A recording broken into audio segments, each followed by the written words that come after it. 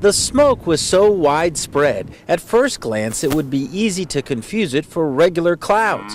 But the herd of cows 100 yards away from the edge of the fire weren't fooled, and were hoping that a barbecue was not in their immediate future. A few miles ahead, we're starting to do a burnout along this road. Bob McCrae of the Bureau of Indian Affairs, attempting to explain what his crew was about to undertake, while at the same time dodging the flames himself. They're done for the day.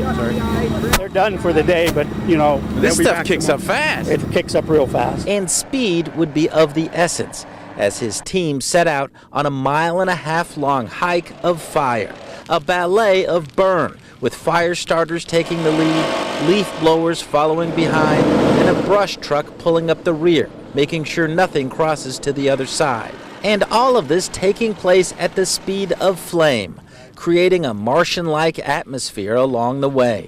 As to how much land the main fire consumed, we're probably looking about somewhere around 1,800 to 2,000 acres. Officials were confident this blaze was contained, but at the same time concerned about what lies ahead tomorrow. They're forecasting 50-mile-an-hour winds tomorrow and 82 to 84 degrees, low humidities. It's really going to be a fire danger day. The path of the pipeline has been carved into the landscape for as far as the eye can see from both sides of Highway 6. And there in the distance on the west side, sections of pipe were laid out this weekend just a few miles from the camp at Standing Rock. It is discouraging to know that it's still going on. They've called it psychological warfare, that they're coming out on the weekend and unexpected times to do it. Tribal consultation is important. This is indigenous land. Myron Dewey, cell phone in hand, using social media to broadcast the latest pipeline development. I really appreciate you guys being here to witness this. That fire of outrage, matched only by the glow of the main campfire as darkness fell at Standing Rock.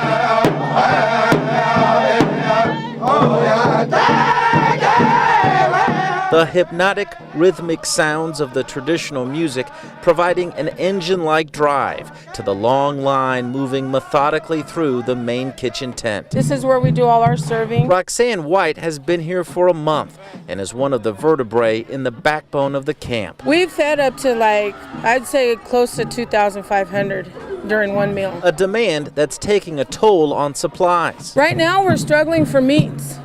We need fish, hamburger, buffalo, elk, whatever anybody can donate. All of their cooking is powered by natural flame, with wood donated by people like Jerry Thex, who drove 463 miles with trees and a chainsaw. Something inside me said, you have to go, you have to be there. That same something drew one woman from Kentucky. It took us 5 days to get here. And another from across the ocean. We're coming from Hawaii, Honolulu, Hawaii. That influx has grown the camp to thousands, a feat that still amazes Justin Rowland. 40 people, main campers all summer long. That's how many people were here when he arrived on May 26th.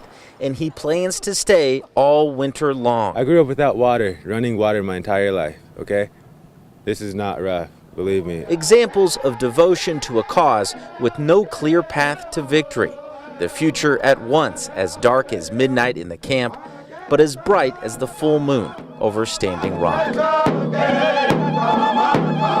In North Dakota, Burt Mumolo, Tulsa's Channel 8.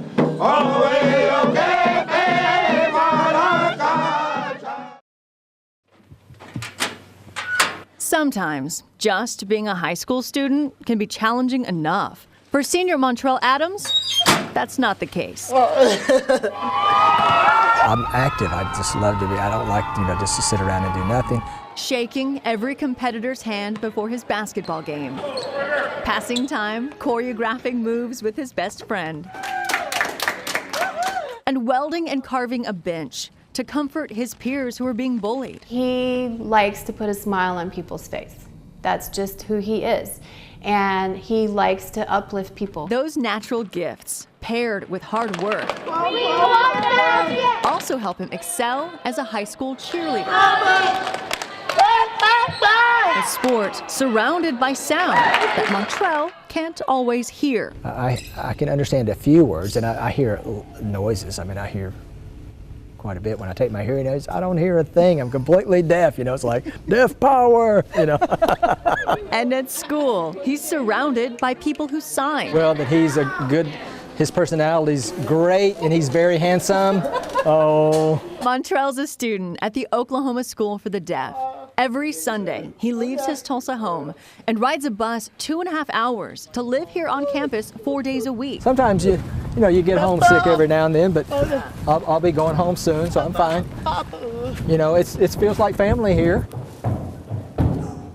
It's here where his cheerleading talents were discovered. One day when we were outside after lunch, I had saw him tumbling, and I thought, he's got some good tumbling skills, so I told the girls, you guys should try to get him to come join the team. Cheer coach Carly Campbell said what makes Montrell a good cheerleader, besides this incredible standing back tuck, is that he's motivated. He encourages his teammates, and if he does something wrong, he accepts the mistake and fixes it. What's it feel like standing in front of the trophies that you've helped win? Oh, I feel really proud. And he should. He's one of the best cheerleaders in Oklahoma. Seen here, the moment he found out he earned a spot on the prestigious all-state cheer team. My heart was just pounding, out of my chest. It was just a great experience, and it just so encouraged me. He's the first deaf cheerleader ever to make all-state. I had goals. I wanted to show others that deaf people can do it. Stop the can't mentality and to accomplish something. And to think he was almost never allowed to play any sports at all. I have a kidney. My mother donated it.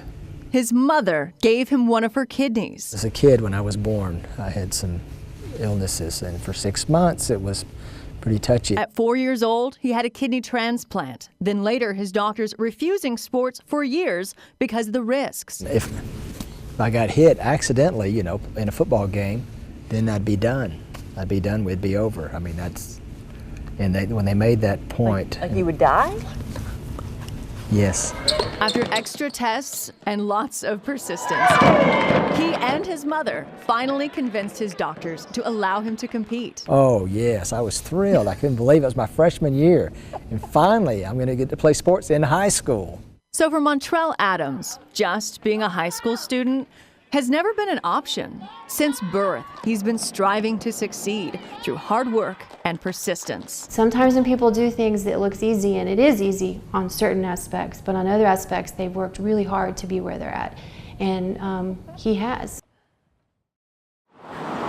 They've been around for over 100 years, telling us when to stop and go with the simple use of colored lights. Beacons of safety, no other device has kept more drivers out of harm's way than the traffic light. I, for one, am really supportive of the change. Tulsa City Councilor Blake Ewing on board with a controversial initiative to change the tradition of using red to indicate stop. Do we want to be the last ones to turn our red lights blue? I for sure don't want to be last. I'd like to be first. A push for change that began with a child's question. She said, "Mom, why are the stoplights red?" I said, "Well, they've always been red." But for the Rosso family, that reason wasn't good enough for a color they hold in the highest regard. Well, we love the color red. So much so that watching red used in an authoritarian manner, ordering people to stop, was seen as negative by a family who sees the color in nothing but a positive light. Valentine's Day, we celebrate it for the whole month of February. Armed with a passion for their favorite color, they set out to turn stoplights blue. Well, we put together a petition. A petition that's rapidly gained traction across T-Town. I've got somewhere around 5,000 signatures already. I mean, these are registered voters. At Ike's Chili, that red positivity is echoed in everything from their T-shirts to their name in neon. Blue's like freeze. It's cold. It stops you in your tracks. So why wouldn't we use the color blue instead of red? But over at Reader's Service Center, the times of political correctness is going too far. Owner Ross Ledbetter has had a front row seat at one of the first intersections giving the blue stoplights a try. 21st and Lewis. Oh, we've seen all kinds of wrecks. The most recent involved a driver apparently confused by the color change, who told Ross, "I looked up, I didn't see red, I just kept on going, and there was a nice wreck." Despite 9 accidents in the past week attributed to blue confusion, the city continues to move forward with changing more lights. Why? I think the last thing the city needs is another lawsuit. Concern that a multi-million-dollar lawsuit based on the First Amendment would be victorious. I feel strongly enough that we would file a lawsuit. So far, 12 lights have been converted with not in service bags indicating which ones are set to turn blue next. People get familiar, with which lights are changing. A campaign for the color of love, marred by a concern that with it comes chaos. People have too much say in what goes on in the world for political correctness, and it just needs to stop. Which, as it turns out, is the perfect segue for this story to stop. April Fools! April Fools!